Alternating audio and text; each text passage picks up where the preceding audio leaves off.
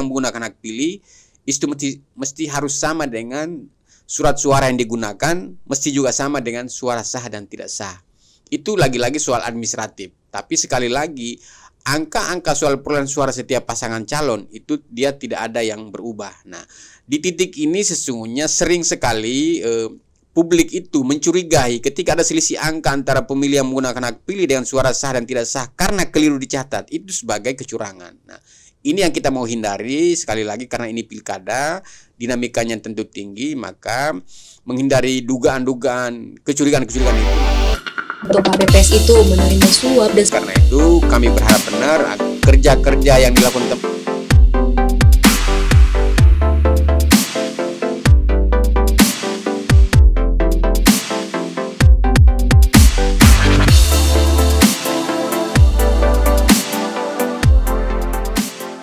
Hai teman pemilih, apa kabar? Semoga semuanya dalam keadaan sehat dan bahagia ya. Jumpa lagi bersama saya Elsa dalam podcast Beta Pilih, ngomong enak tentang pemilu dan pemilihan.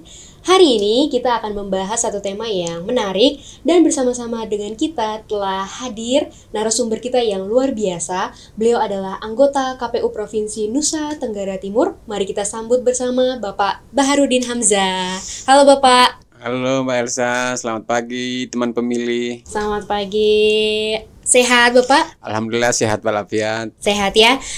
Bapak, pagi ini kita akan membahas satu tema terkait peran KPPS sebagai garda terdepan dalam pelaksanaan Pilkada 2024. Bapak bisa dijelaskan kepada teman pemilih di luar sana apa sih sebenarnya KPPS itu dan bagaimana peran serta tanggung jawab mereka dalam Pilkada? Baik, terima kasih Mbak Elsa dan teman pemilih. Tanpa terasa sesungguhnya kita sudah sampai di masa-masa puncak pemilihan kita. Kita menyisakan 26 hari lagi hari pemungutan suara. Dan berkaitan dengan KPPS, kalau kita membaca di Undang-Undang Nomor 1 Tahun 2015 tentang pemilihan, maka struktur kelembagaan KPU itu dimulai dari KPU Republik Indonesia, KPU Provinsi, KPU Kabupaten Kota, dan di kecamatan itu ada PPK, di desa itu ada PPS, dan di TPS itu namanya Kelompok Penyelenggara Pemungutan Suara atau KPPS yang jumlahnya 7 orang. Nah, untuk Pilkada serentak tahun 2024 ini proses perekrutan KPPS itu sudah berakhir dan pelantikannya itu akan digelar serentak di tanggal 7 November tahun 2024 yang berlangsung di 9.877 TPS. Nah, kita berharap dengan pelantikan itu maka mereka kemudian sah menjadi penyelenggara pemungutan dan penghitungan suara di TPS. Baik, Bapak, apa saja tugas dari KPPS itu pada saat hari pemungutan suara? Baik, teman pemilih, untuk KPPS, kalau di Undang-Undang Nomor 1 Tahun 2015 yang perubahan terakhir Undang-Undang Nomor 10 Tahun 2016 di pasal 21 itu jumlah KPPS untuk setiap TPS itu 7 orang. Nah, kemudian di pasal 22 tugas, kewenangan dan kewajiban KPPS itu ada 11 dan salah satunya adalah melaksanakan proses pemungutan dan penghitungan suara. Nah, ketika kita bicara tentang pemungutan dan penghitungan suara, tentu dimulai dengan proses sebelum hari pemungutan suara dan hari pemungutan suara. Untuk proses hari sebelum pemungutan, itu dimulai dengan KPPS mendistribusikan surat pemberitahuan kepada pemilih di TPS-nya, lalu kemudian menyiapkan TPS, menerima logistik dari PPS, dan kemudian pada hari pemungutan suara adalah KPPS itu menyelenggarakan proses pemungutan dan penghitungan suara sejak TPS dibuka mulai jam 7 sampai jam 1 siang dan dimulai dengan proses pemungutan, penghitungan, lalu kemudian mengadministrasikan dan mengumumkan hasilnya kepada para pihak di TPS. Baik, berarti anggota KPPS itu ada 7 orang ada berarti 7 Pak orang. ya? Bisa dijelaskan ke teman pemilih masing-masing dari tugasnya bertujuh itu? Ya. Untuk anggota KPPS itu pertama ketua itu tugasnya dia pimpin proses pemungutan dan penghitungan suara dimulai dari proses pelantikan anggota KPPS di TPS, lalu kemudian menyiapkan seluruh logistik untuk pemungutan suara. Ada KPPS yang bertugas untuk menjaga pintu masuk, mendaftarkan pemilih yang masuk setelah menyerahkan C pemberitahuan dan KTP. Lalu ada petugas KPPS juga yang bertugas menjaga surat suara untuk dimasukkan ke dalam kotak suara. Lalu ada KPPS yang juga bertugas untuk menjaga di pintu keluar ketika KPPS anggota pemilih itu selesai menggunakan hak pilih dan kemudian menyelupkan tinta sebagai tanda dia sudah menggunakan hak pilihnya di TPS. Kira-kira itu peran-peran inti dari seluruh anggota KPPS yang jumlahnya 7 orang. Karena itu sekali lagi KPPS itu posisinya memang sangat penting di proses pemilihan maupun pemilu. Karena dari sanalah akan menentukan hasil pemilihan. Itu dia menjadi berintegritas atau tidak, dia bermasalah atau tidak, sangat bergantung kepada kerja-kerja yang dilakukan oleh 7 orang anggota KPPS. Berarti bisa kita simpulkan bahwa tugas dari KPPS ini mereka tuh sangat berpengaruh berarti gitu ya Pak, dalam menjaga kualitas dan kredibilitas dari pilkada itu. Ya. Seluruh proses akhir dari pemilu ini atau pemilihan ini sesungguhnya ada di tangan 7 KPPS. Karena itu di mana-mana saya selalu menyampaikan, kita selalu mengingatkan bahwa sebenarnya posisi teman-teman ad hoc, baik itu KPPS, baik itu PPS maupun PPK itu strategis. Pertama karena mereka ini menjadi organ yang paling depan, garda paling depan, ujung tombak yang akan menyelenggarakan proses penghitungnya. Bersentuhan langsung dengan pemilih. Semua yang dikerjakan KPU di seluruh tahapan itu ending akhirnya adalah hari pemungutan suara dan itu ditentukan oleh 7 orang KPPS. Misalnya seorang ketua KPU RI sekalipun, anggota KPU RI apalagi provinsi, kabupaten, kota, termasuk sampai di ketua PPS sekalipun, dia tidak punya kewenangan menentukan suara itu sah atau tidak di TPS. Tapi yang menentukan lagi-lagi adalah KPPS. Karena itu sekali lagi posisi mereka sangat penting dan itu dibuktikan ketika hari pemungutan suara yang menetapkan suara sah atau tidak itu ada di KPPS, bukan di PPK, bukan di PPS, apalagi KPU provinsi dan kabupaten kota. Nah, dalam kaitan dengan itu posisi mereka sangat penting, maka sebelum KPPS itu dilantik dan dia menjalankan tugas di hari pemungutan suara, ada kewajiban KPU secara berjenjang untuk melakukan BIMTEK peningkatan kapasitas, terutama berhubungan dengan bagaimana mereka memahami alur proses beracara di TPS sejak TPS dibuka sampai dengan selesai proses pemungutan dan penghitungan suara dan kotak itu dikembalikan ke PPK. Proses ini harus dipahami secara utuh oleh 7 orang anggota KPPS sehingga dalam menjalankan tugasnya itu kemudian tidak bermasalah, terutama berkaitan dengan penentuan soal suara sah tidak sahnya, siapa yang boleh memilih, siapa yang tidak boleh memilih. Itu sangat penting karena sekali lagi proses TPS itu dia sangat riskan berhubungan dengan proses hukum.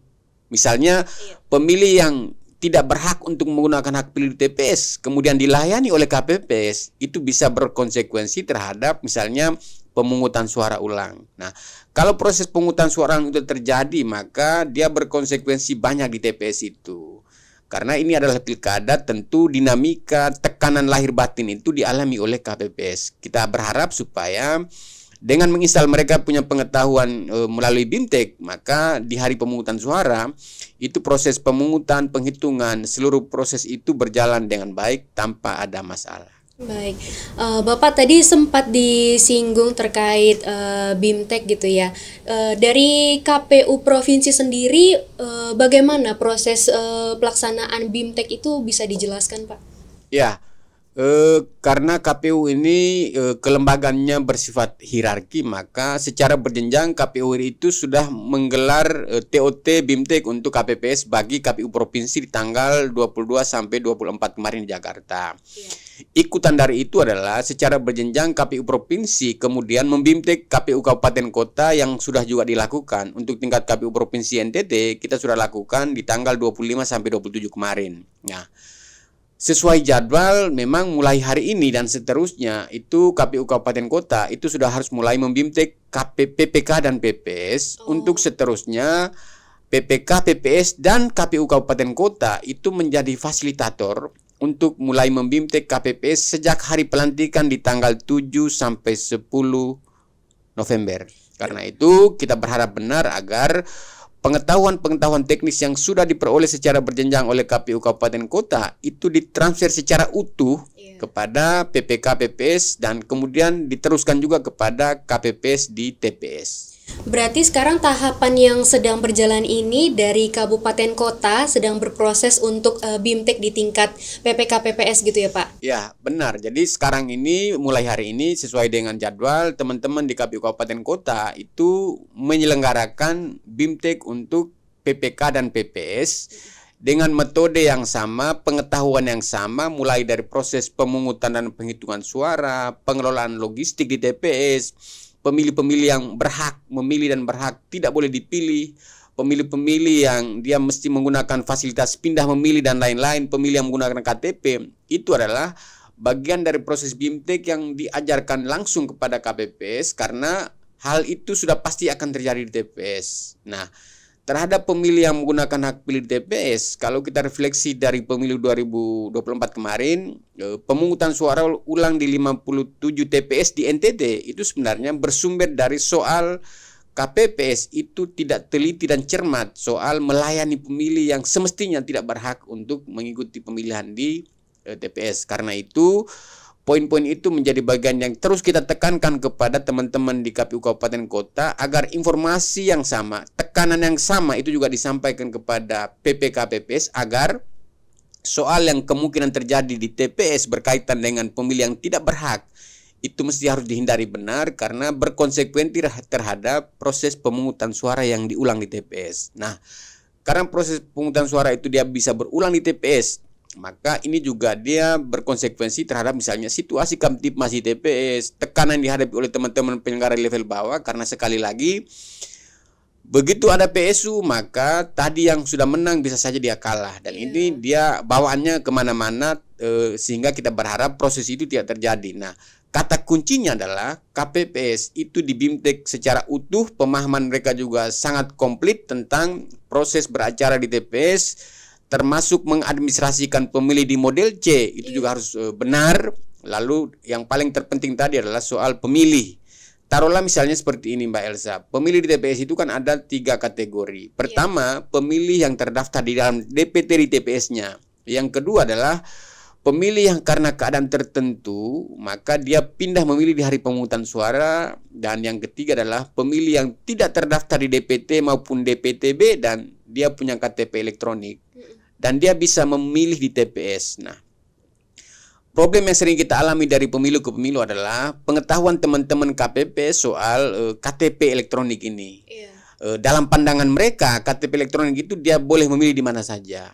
Padahal kalau kita merujuk kepada putusan Mahkamah Konstitusi, KTP itu penggunaannya dia berbatas waktu. Pertama, lokusnya mesti sesuai dengan alamat yang tertera di dalam KTP yang bersangkutan. Nah, yang kedua, dia penggunaan hak pilihnya itu juga hanya 1 jam, mulai dari jam 12 sampai jam 1. Itu juga dengan catatan kalau masih ada sisa surat suara di TPS itu. Prinsipnya, penggunaan KTP itu dia hanya berbasis RT RW sesuai alamat KTP. Tidak boleh dilayani di alamat di desa lain atau kelurahan lain, apalagi kecamatan lain. Itu prinsipnya. Kalau itu dipahami secara utuh oleh teman-teman KPPS, maka saya jamin, kita yakini bahwa hari pemungutan suara, hal-hal yang tadi kita khawatirkan itu tidak terjadi, terutama pemungutan ulang. Baik, Bapak menarik melihat pentingnya posisi dari KPPS itu. KPPS kan tetap sebagai manusia biasa gitu ya. Ada nggak sih Pak kemungkinan untuk KPPS itu menerima suap dan segala macam mengingat pentingnya posisi dari si KPPS ini. Jadi apa kira-kira tantangan terbesar yang biasanya dihadapi oleh KPPS pada saat hari pemilihan? Ya, pertama tentu dari sisi pengetahuan, dari sisi kualitas sumber daya mereka, ada kewajiban kita secara berjenjang, secara hierarki untuk menguatkan. Penguatan tadi seperti saya sampaikan itu melalui BIMTEK. Apakah setelah BIMTEK formal itu juga ada BIMTEK mini menjelang hari pemungutan, itu terus kita minta dilakukan teman-teman PPS. Tapi tidak cukup sampai di situ, karena sekali lagi posisi KPPS itu dia menentukan sekali soal pemungutan suara di TPS, termasuk memutuskan suara sah dan tidak sah di TPS, maka posisi mereka menjadi sangat penting. Karena itu maka begitu pentingnya posisi mereka, tentu godaan itu juga dia pasti akan datang. Karena itu kita selalu mengingatkan teman-teman agar tetap menjaga integritasnya. Jadi harga diri kita itu tidak bisa ditentukan dengan berapa rupiah pun dari siapapun itu. Tapi kerja-kerja yang dilakukan teman-teman itu adalah kerja-kerja kebangsaan, kerja-kerja dalam kaitan dengan tugas-tugas mengawal demokrasi negeri. Karena itu kita berharap benar agar godaan itu mesti harus dihindari benar, karena konsekuensinya panjang. Tidak hanya soal integritas pemilu sendiri, tapi yang bersangkutan juga tentu dia akan menghadapi proses-proses hukum yang kemudian tidak kita inginkan. Dan tentu ini menjadi tantangan kita semua, termasuk teman-teman KPPS. Karena itu kami berharap benar agar kita semua, masyarakat di sekitar itu menjadi peran yang sangat penting untuk menjaga marwah agar TPS kita itu di hari pemungutan suara mereka bisa bekerja dengan transparan, dengan jujur, dengan adil, sesuai dengan prinsip-prinsip penyelenggaraan pemilihan. Termasuk di dalamnya adalah memastikan agar proses itu on the track. Satu hal yang menurut saya juga penting adalah karena proses ini disaksikan langsung oleh seluruh masyarakat di TPS itu, apalagi pilkada, kita tahu Mbak Elsa. Jadi pemilih itu biasanya dia tidak mau pulang begitu dia menggunakan hak pilihnya, apalagi begitu jam-jam 1-2 mulai penghitungan. Itu masyarakat di sekitar TPS itu biasanya berbondong-bondong datang menyaksikan kira-kira perolehan suara calon itu siapa yang menang di situ. Karena rata-rata pemilih itu dia punya calon yang dia jagokan di TPS. Karena itu ini juga menjadi hal yang bagus untuk bagaimana mereka bisa memastikan, termasuk mengawal langsung proses di TPS yang kemudian kita khawatirkan tidak dicurangi oleh pihak-pihak tertentu kepada teman-teman KPPS. Jadi sekali lagi proses pungut hitung itu dia berlangsung di siang hari dan disaksikan langsung oleh masyarakat dan juga pengawas TPS dan juga saksi pasangan calon. Karena itu kita jaminkan bahwa proses itu dia sangat terbuka, normanya juga sangat terang benderang, sehingga siapapun yang berniat melakukan hal-hal yang melanggar aturan itu kita pastikan tidak terjadi. Nah, kalaupun toh itu sampai terjadi, maka itu menjadi konsekuensi siapa yang melakukan itu. Dan itu yang kita tidak hindari. Kita tidak inginkan, kita berharap agar seluruh prosesnya on the track dan hari pemungutan suara selesai, hasil pemilihan bisa diterima, aman, damai di TPS, pemimpin yang terpilih, dan kita semua hidup aman, damai, dan integritas kita tentu terpelihara. Oke, baik Bapak. Kemudian nih Pak, misalnya KPPS itu kan sebagai orang yang bersinggungan langsung dengan proses pada hari H pemungutan itu, tentu KPPS ini kan punya tanggung jawab untuk memegang kepercayaan masyarakat seperti itu ya. Ada nggak sih Pak semacam kode etik yang dimiliki oleh si KPPS ini untuk menjaga mereka itu bisa tetap bekerja on the track? Ya, penyelenggara pemilu itu baik ad hoc maupun permanen seperti kita di kabupaten kota, provinsi, dan KPU itu tentu punya kode etik yang sama. Jadi kode etik itu dia tidak hanya mengikat lembaga penyelenggara yang sifatnya permanen, tapi juga ad hoc sampai ke KPPS. Nah, karena itu berkaitan dengan konflik kepentingan, berkaitan dengan bagaimana menjaga integritas, itu juga diatur dalam kode etik. Tentu ini yang kita juga ingatkan kepada teman-teman KPPS, dan di dalam materi BIMTEK kita itu juga ada materi tentang kode etik badan ad hoc, dan itu kita sudah ingatkan. Itu kemudian menjadi dia semacam payung yang akan memandu mereka, kompas yang akan memandu mereka agar mereka bekerja secara on the track. Saya selalu sampaikan bahwa teman-teman tidak boleh melihat berapa besar kecilnya honor yang diterima sebagai KPPS, tetapi sekali lagi pilihan yang dijatuhkan oleh PPS kepada teman-teman KPPS itu semata-mata adalah kepercayaan, penghargaan yang tinggi bahwa di tangan kita lah nasib demokrasi bangsa daerah ini dipertaruhkan. Karena itu semua dimulai dari proses yang fair di TPS, sehingga selalu kita himbau agar hindari hal-hal yang mempengaruhi integritas, hindari hal-hal yang mempengaruhi netralitas, independensi itu penting. Kita tahu sadar benar bahwa relasi sosial antara pemilih, pasangan calon dan penyelenggara itu juga tidak jauh. Karena sekali lagi ini pilkada, relasi sosial itu juga tidak bisa kita hindari, tetapi tentu semua yang kita kerjakan ketika mereka menyatakan bersedia menjadi anggota KPPS, bersedia menjadi PPK, bersedia menjadi PPS, itu artinya kita bersiap sedia untuk meninggalkan kepentingan kelompok, kepentingan pribadi itu di atas kepentingan umum. Nah, karena itu sekali lagi harapan kita adalah teman-teman di KPPS itu menjadi garda yang paling depan, bukan soal nilai yang mereka terima, tapi mereka dicatat oleh sejarah sebagai pengawal demokrasi di garda yang paling depan. Dan itu saya kira dari mereka, dari proses KPPS itulah kemudian pemimpin itu kemudian ditetapkan dan dilantik menjadi kepala daerah. Jadi mereka mesti berbangga bahwa dari KPPS itulah kemudian seorang bupati, seorang wali kota, gubernur itu dipilih. Jadi bukan dari kabupaten. Tapi seluruh proses itu dimulai sejak ada di TPS dan kemudian berujung di provinsi karena kita sampai di gubernur. Ini yang penting dan saya kira tanggung jawab untuk menjaga marwah teman-teman penyelenggara di TPS dan etok pada umumnya itu tidak hanya KPU secara kelembagaan, tapi kita juga berharap agar teman-teman pemilih dimanapun berada, masyarakat dimanapun menjaga, mari kita bersama-sama membantu KPU. Bapak Ibu itu, teman-teman pemilih itu menjadi mata dan telinga KPU untuk memastikan agar pilkada kita dia tidak hanya ditunaikan secara prosedural, tapi substansinya kita dapat. Salah satunya adalah menjaga marwah penyelenggara pemilu sampai di level KPPS. Baik, Bapak, terhadap surat suara misalnya pada saat hari H itu ya, prosesnya tidak selesai dalam hari itu, apakah itu bisa dilanjutkan ke hari berikutnya atau seperti apa, Bapak? Baik, itulah pentingnya kenapa KPU itu dari pemilu ke pemilu, dari pemilihan ke pemilihan itu selalu ada simulasi. Simulasi itu sesungguhnya ingin memastikan proses mengukur seberapa lama proses pungut hitung di TPS sampai dengan selesai.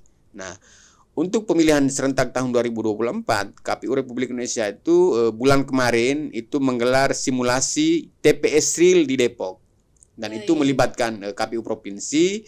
Dan dari simulasi dengan pemilih maksimal 600, itu kita kemudian bisa mengukur, menakar-nakar kira-kira waktu sampai jam berapa. Dan dari hasil simulasi itu memang kita ketahui bahwa proses pemungutan sampai penghitungan suara selesai dengan TPS yang jumlah maksimal 600 itu dia berakhir sekitar jam 5, jam 6. Nah, itu juga kemudian bagi KPU itu juga kemudian kita bisa mitigasi berbagai hal yang kemungkinan saja bisa terjadi dan kita berharap karena pemilihan kita ini di tanggal 20 November belum memasuki bulan basah, tapi dari perkiraan BMKG itu juga ada kabupaten yang sudah mulai hujan. Itu juga menjawab pertanyaan Mbak Elsa tadi, apakah bisa dilanjutkan. Nah, di ketentuan kita itu ada pemilih susulan, ada pemilihan lanjutan dengan situasi tertentu yang sudah diatur. Tapi dalam kaitan dengan waktu persoalan-persoalan itu tentu tergantung persoalannya apa di lapangan. Apakah karena banjirkah? Apakah karena kerusuhankah? Atau soal-soal lain yang itu dimungkinkan oleh norma itu dia bisa disusul atau diulang lagi. Tapi sekali lagi simulasi kemarin dan rencana kita simulasi di tingkat provinsi tanggal 9 itu hanya mau memastikan bahwa proses pemungutan dan penghitungan suara kita di pemilihan itu dia berbeda dengan pemilu. Pertama karena dari sisi jumlah surat suara, pemilu itu dia 5 surat suara dengan basisnya daerah pemilihan, sedangkan pemilihan itu dia berbasis surat suara hanya gubernur dan bupati wali kota, sehingga praktis di TPS itu hanya 2 surat suara dan 2 kota. Karena itu dia lebih simpel, lebih sederhana. Pengadministrasian pun kalau kita ikuti simulasi C, model C itu juga dia sederhana sekali, sehingga kita berharap di jam 5-6 sore itu TPS-TPS yang jumlah pemilihnya maksimal sampai 600 itu prosesnya sudah selesai. Jadi artinya teman-teman KPPS juga di tingkat bawah juga harus apa ya, terus mengulang-ulang, mensimulasikan sampai itu masuk dalam pikiran mereka sampai sudah hatam gitu Pak ya. Ya, itu yang kita harapkan agar proses itu terus dilakukan berulang. Terutama misalnya soal simulasi pengisian model C. Iya. Ini kan ada item-item yang mesti dia tidak boleh selisih antara satu angka dengan angka yang lain. Iya. Misalnya di model C itu harus ada kesamaan angka antara jumlah pemilih yang menggunakan hak pilih itu harus sama jumlahnya dengan surat suara sah dan tidak sah sama dengan surat suara yang digunakan. Rumusnya mesti sama begitu. Nah, cara pengisian seperti itu kita berharap agar teman-teman kabupaten kota PPK PPS itu bisa mensimulasikan juga dengan benar di hadapan KPPS agar hal ini kemudian dilakukan dan mereka bisa hatam memang sebelum hari pemungutan. Kenapa begitu? Sekali lagi ini soal administrasi. Tapi sering sekali administrasi yang keliru itu kemudian dipolitisasi bahwa ini ada kecurangan dan lain-lain. Padahal sesungguhnya tidak ada selisih antara suara yang diperoleh pasangan calon misalnya. Ini sekali lagi soal tadi yang saya sebut tadi itu harus ada kesamaan angka misalnya antara pemilih yang menggunakan hak pilih itu mesti harus sama dengan surat suara yang digunakan, mesti juga sama dengan suara sah dan tidak sah. Itu lagi-lagi soal administratif. Tapi sekali lagi angka-angka soal perolehan suara setiap pasangan calon itu dia tidak ada yang berubah. Nah, di titik ini sesungguhnya sering sekali publik itu mencurigai ketika ada selisih angka antara pemilih yang menggunakan hak pilih dengan suara sah dan tidak sah karena keliru dicatat itu sebagai kecurangan. Nah, ini yang kita mau hindari sekali lagi karena ini pilkada, dinamikanya tentu tinggi, maka menghindari dugaan-dugaan kecurigaan-kecurigaan itu, maka kita berharap benar agar sejak hari ini teman-teman KPU Kabupaten Kota yang mulai bertugas memindahkan ilmu dari kepala mereka ke PPK PPS itu instannya mesti sama betul. Termasuk praktek-praktek simulasi ini juga mesti mereka lakukan secara baik, termasuk juga menegaskan tadi yang saya sampaikan soal kategori 3 pemilih itu. Karena sekali lagi di luar itu konsekuensinya adalah bisa pemungutan ulang. Iya, berarti harus satu suara terkait 3 kategori pemilih dalam pilkada itu dari tingkat KPU provinsi sampai di tingkat KPPS itu semuanya harus sama terkait 3 kategori itu ya. Ya, intinya seluruh proses beracara di TPS itu 7 orang KPPS itu punya pemahaman yang sama, termasuk kategori suara sah dan tidak sah. Betul. Nah, jangan sampai ketika surat suara itu diangkat dan diperlihatkan, ketua bilang sah, anggota yang bilang tidak sah. Nah, itu juga hal-hal yang mesti dihindari. Karena itu termasuk juga tadi yang saya simulasikan soal kategori pemilih. Jadi kategori pemilih di TPS itu pertama DPT sudah pasti di TPS-nya, itu sudah pasti. Dia dilayani sejak jam 7 sampai jam 1. Yang kedua, pemilih pindahan. Pemilih pindahan itu karena dia bertugas, karena dia studi atau pindah domisili, itu dia juga dilayani mulai dari jam 7 sampai jam 1. Tapi khusus kategori pemilih yang ketiga, pemilih DPK atau pemilih kartu tanda penduduk elektronik yang tidak terdaftar di DPTB maupun pemilih tambahan, itu dia baru bisa dilayani. Itu mulai jam 12 sampai jam 1. Nah, itu pun tergantung kalau masih ada sisa surat suara. Iya. Kalau dia tidak ada surat suara yang tersisa, dia tidak bisa dilayani di situ. Diarahkan ke TPS terdekat, tapi masih dalam wilayah desa kelurahan yang sama. Tidak boleh direkomendasikan pindah di desa yang lain. Karena itu berpotensi akan menimbulkan pemungutan ulang karena tidak sesuai dengan putusan Mahkamah Konstitusi. Nah, ini soal-soal praktis yang teman-teman KPPS itu akan laksanakan di hari pemungutan. Nah, kita juga masih punya soal misalnya KPPS yang sudah lama dan berulang menjadi penyelenggara di KPPS itu kadang juga mereka merasa dan sangat percaya mengandalkan memori kolektif mereka bahwa pengetahuan-pengetahuan yang mau dibimtek itu mereka sudah paham.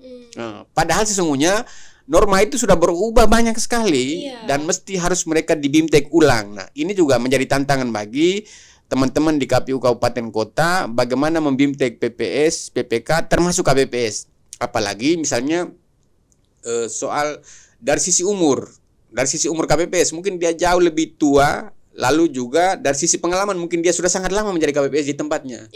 Jadi ketika ilmu yang mau disampaikan oleh PPK, PPS, KPU kabupaten, dia merasa itu sudah tidak cukup, sudah tidak lagi, kami sudah paham. Padahal semestinya tidak. Iya, mereka normanya sudah berubah. Betul. Termasuk misalnya bagaimana mereka pahami tentang alat bantu kita yang Sirekap, bagaimana mereka bisa mengaplikasikan Sirekap, bagaimana menyampaikan laporan dan sebagainya.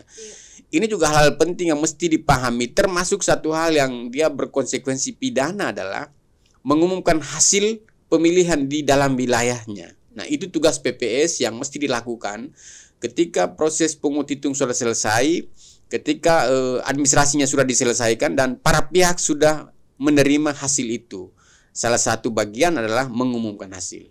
Itu yang selalu kita ingatkan, dan kita percaya teman-teman kabupaten kota itu bisa dengan menguatkan teman-teman di KPPS itu dengan pengetahuan yang sama persis. Itu yang kita harapkan. Termasuk ini Pak, mohon bantuannya teman-teman KPPS juga untuk ini ya, untuk meningkatkan partisipasi masyarakat juga. Ya, itu juga bagian yang sangat penting yang selalu kita ingatkan. Pertama, memang partisipasi kita di pemilu legislatif kemarin itu dia agak menurun.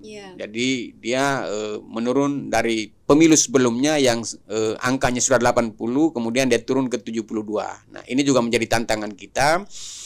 Tapi kita percaya bahwa pilkada ini tadi karena ini eventnya kontestasi elektoral lokal dan para pesertanya adalah putra-putri terbaik di daerah itu, dan relasi sosial emosional antara calon dan pemilih itu dekat, sehingga kita berharap supaya mereka bisa datang ke TPS. Nah, karena itu teman-teman kita di level KPU Kabupaten, PPK, PPS, termasuk KPPS itu wajib hukumnya untuk mensosialisasikan, menginformasikan tentang hari pemungutan, hak-hak pilih. Nah, apalah artinya kalau mereka sudah terpilih tapi kemudian mereka tidak datang di hari pemungutan. Betul. Dan karena itu penting bagi semua pihak untuk menjamin, memastikan bahwa hak pilih itu penting. Jadi kita sepertinya tidak berguna kalau kita tidak memilih, kemudian kita protes kebijakan. Nah, ini yang saya kira penting bagi pemilih. Betul. Jadi kalau tidak memilih lalu memprotes kebijakan di kemudian hari, itu juga tidak pas karena kita tidak berpartisipasi menggunakan hak pilih. Bukan menjadi bagian itu. Tapi ketika pemilih itu dia menggunakan hak pilih di TPS, sesungguhnya dia ada kewajiban untuk mengingatkan pemimpin. Seperti menagih janji, atau misalnya mengingatkan ini ada kesalahan yang mesti dia tidak boleh lakukan dan lain-lain. Jadi itu ada tanggung jawab yang berimbang antara pemilih dan calon yang mereka pimpin. Karena itu bagi teman-teman di kabupaten kota, teman-teman pemilih juga kita ingatkan, termasuk di ETOK, agar semua yang kita kerjakan di ruangan gelap, ruang-ruang tertutup itu tidak akan bisa menghasilkan apapun. Terutama berkaitan yang mengingatkan pemilih agar semua orang yang sudah terdaftar di DPT yang 3,9 juta itu, kita berharap supaya mereka datang dan menggunakan hak pilih. Nah, terkait ini saya dalam berbagai kesempatan termasuk dengan tim pasangan calon gubernur sekalipun tidak henti-hentinya mengingatkan agar memastikan bahwa pemilih yang terdaftar itu tidak cukup sampai di situ, tapi mereka harus datang ke TPS dan menggunakan hak pilih. Termasuk bagaimana memfasilitasi pemilih-pemilih yang karena keadaan tertentu dia pindah. Dan untuk 9 kategori itu waktunya sudah ditutup di tanggal 28 Oktober pukul 23.59 selesai, menyisakan 4 golongan lain yang dilayani untuk pindah memilih. Karena itu kita dorong terus agar semua pihak, masyarakat, tim pasangan calon, penghubung, pendukung, termasuk teman-teman di jajaran ETOK untuk terus mengingatkan agar datang menggunakan hak pilih di tanggal 27. Baik, kita sampai di segmen terakhir nih Pak. Untuk teman pemilih di luar sana, kira-kira apa yang mau disampaikan dalam kaitannya untuk mendukung kerja KPPS ke depannya? Baik, teman pemilih, pertama bahwa tanggung jawab untuk sukses Pilkada serentak 2024 ini tidak hanya tanggung jawab KPU. KPU itu salah satu elemen kecil saja. Tapi tanggung jawab mensukseskan itu ada di kita warga bangsa, khususnya kita seluruh masyarakat Nusa Tenggara Timur. Dan salah satu tanggung jawab kita adalah memastikan agar Pilkada serentak tahun 2024 di NTT ini itu dia berjalan sesuai dengan aturan, dia on the track, dan yang paling penting adalah berintegritas. Nah, untuk pilkada berintegritas, maka tugas kita semua warga Nusa Tenggara Timur adalah mengawal proses mulai dari TPS sampai dengan tingkat KPU provinsi untuk gubernur. Cara mengawasinya adalah pertama, bertanggung jawab yang terdaftar untuk datang ke TPS pada hari Rabu tanggal 27 November. Yang kedua, bertanggung jawab untuk memastikan bahwa seluruh penyelenggara ETOK yang menyelenggarakan pungut hitung di TPS di 9.870 TPS itu benar-benar bekerja sesuai aturan, on the track, dan tidak menyalahgunakan kewenangannya untuk kepentingan-kepentingan tertentu. Mari kita pastikan agar pilkada kita berjalan aman, damai, tanpa ada masalah, dan pemimpin yang kita pilihkan nanti adalah pemimpin yang mampu membawa perubahan untuk Nusa Tenggara Timur 5 tahun ke depan. Pilihan kita boleh berbeda-beda, tapi kita semua bersaudara dalam payung teduh Floba Morata tercinta. Baik, teman pemilih, itu tadi pesannya. Jangan lupa datang ke TPS Rabu 27 November 2024. Oke teman pemilih, demikian podcast kita kali ini dengan tema peran KPPS sebagai garda terdepan dalam pelaksanaan Pilkada 2024. Jangan lupa untuk teman pemilih dimanapun berada untuk terus like, comment, share, dan subscribe kanal YouTube KPU Provinsi NTT Podcast Beta Pilih untuk mendapatkan informasi kepemiluan lainnya. Demikian teman pemilih, sampai jumpa di episode selanjutnya.